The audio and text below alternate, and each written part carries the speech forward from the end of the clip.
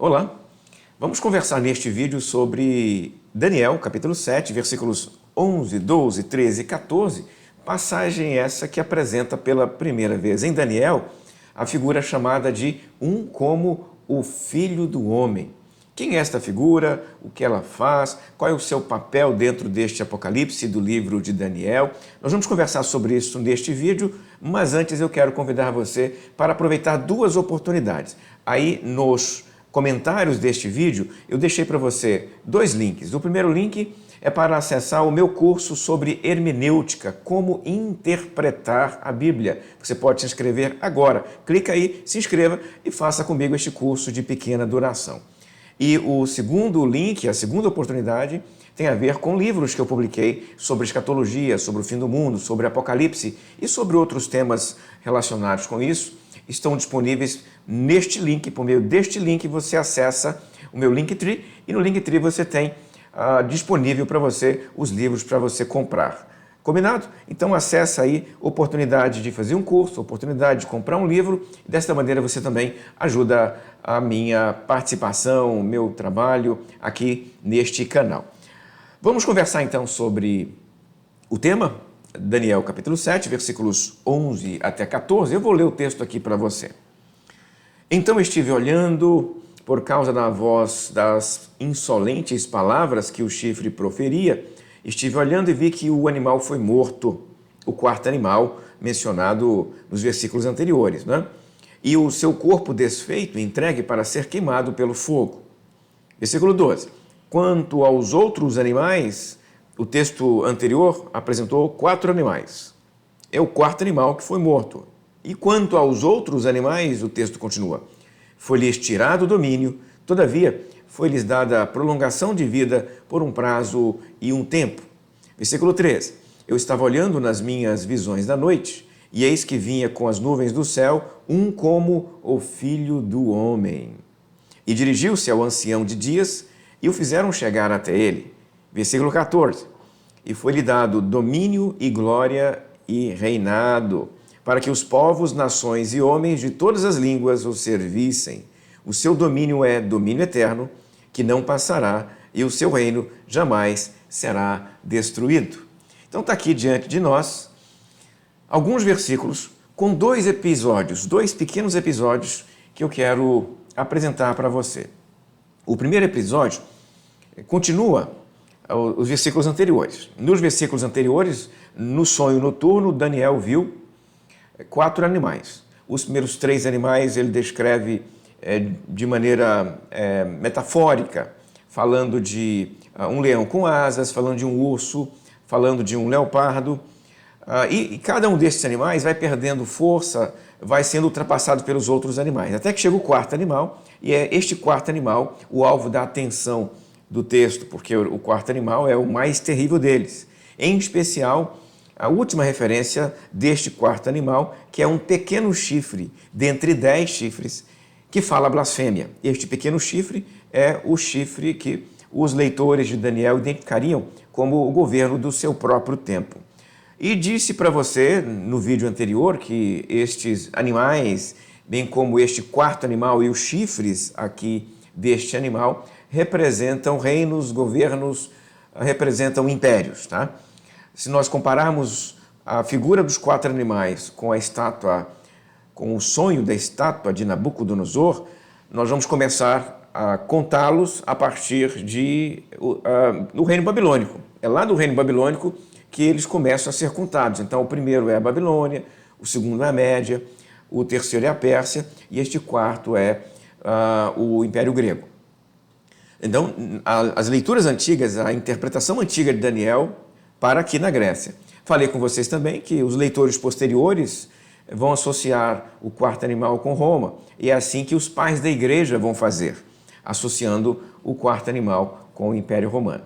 Pois bem, nós estamos fazendo então um exercício aqui de interpretação que leva em conta a interpretação antiga do Daniel e leva em conta a interpretação posterior, em especial a interpretação cristã do livro de Daniel, feita, por exemplo, pelos pais da igreja, feita pelo Novo Testamento, que também vai ler esses textos e vai interpretá-los. Nós estamos fazendo, então, uma interpretação em 2 níveis. A primeira naqueles leitores que leram este texto ainda em tempos do período do Segundo Templo, anterior ao Novo Testamento. Poderíamos chamar de período interbíblico, antes que o Novo Testamento comece. E a leitura seguinte, a interpretação seguinte, é a leitura dos tempos do Novo Testamento ou dos pais da igreja, tá? Muito bem. Então, entendendo então que os animais são reinos, são governos, são impérios, fechamos a passagem anterior com a chegada do ancião de dias, que iria julgar, queria trazer o juízo sobre o quarto animal em especial, que é o animal que estava trazendo mais dor e sacrifício, mais dor e morte e violência contra o povo de Deus. Ele é inclusive chamado na pesquisa de adversário escatológico, adversário de Deus, adversário do povo de Deus, e queria promover a maior perseguição que eles já enfrentaram. Então, aqui nós temos o juízo sendo manifesto. Paramos aí. Começou o texto de hoje com a destruição do quarto animal. Isso quer dizer que o juízo aconteceu sobre ele, que este quarto animal, que esse adversário escatológico, foi destruído, foi derrotado, foi descontinuado. O texto usa fogo para fazer com que dele não sobre nada, né? Então ele foi desmembrado e queimado. Mas, curiosamente, o texto diz que os outros 3 animais continuaram existindo. Eles não desapareceram, eles não foram mortos, né? Só que não tem mais domínio, eles não são mais empoderados, eles não têm mais poder, eles não têm mais governo, mas eles ainda existem. O que nós estamos percebendo aqui é que o texto está apontando para nós uma inflexão dentro da história, uma mudança dramática dentro da história, porque se esses animais que sobreviveram são reinos e eles continuam existindo, é porque a história ainda existe. Quem foi destruído é o último animal, que é o adversário escatológico. Aqui no Novo Testamento, nós vamos chamar de filho da apostasia, besta lá no Apocalipse, ou então anticristo, como ele é mais conhecido. Além disso, após o texto indicar para nós, temos diante do leitor, aqui agora, uma passagem que fala sobre uma inflexão dentro da história, ele apresenta o Filho do Homem. Eu vou repetir essa frase alterando o termo, alterando a expressão. Não é o Filho do Homem, é alguém como o Filho do Homem.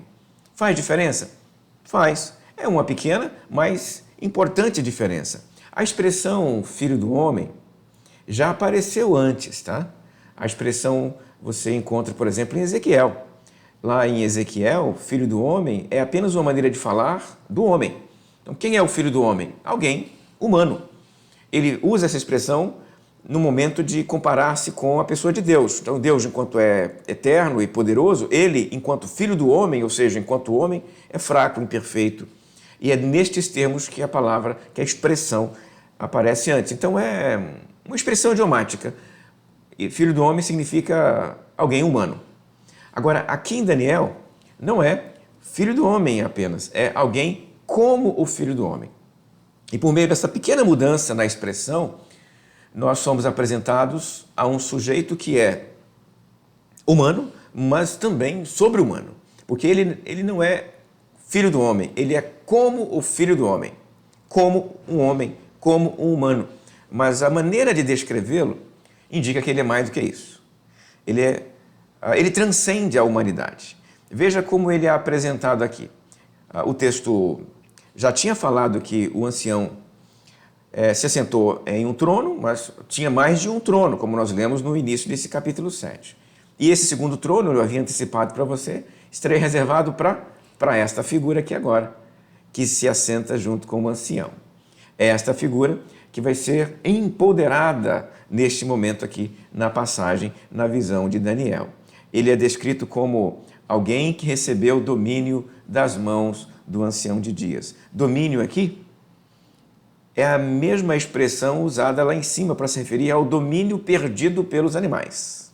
Então, se os animais não têm mais domínio, o domínio agora está com quem? Está com o Filho do Homem.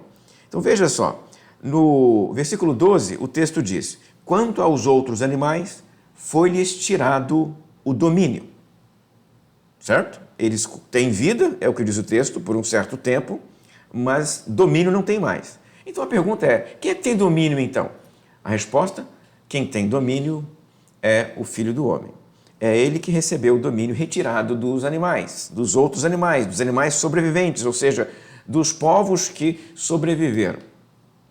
2, ele é qualificado como eterno. Por quê? Porque o domínio dele é eterno, não passará, nunca será destruído. Desta maneira, nós podemos comparar o domínio do Filho do Homem, ou deste como o Filho do Homem, com aquela pedra que apareceu nos sonhos de Nabucodonosor, que destrói a estátua e nunca será destruída. Ou seja, ela promove um evento, um fenômeno eterno. E aqui nós temos também um domínio que não passa, é o domínio do Filho do Homem. O texto ainda diz que ele vem com as nuvens, uma expressão que indica que ele não é do mundo, da natureza. Ele aqui, vindo com as nuvens, ele vem do mundo da divindade, dos espaços celestiais. Ele é o instrumento de Deus para implementar o seu reino na terra.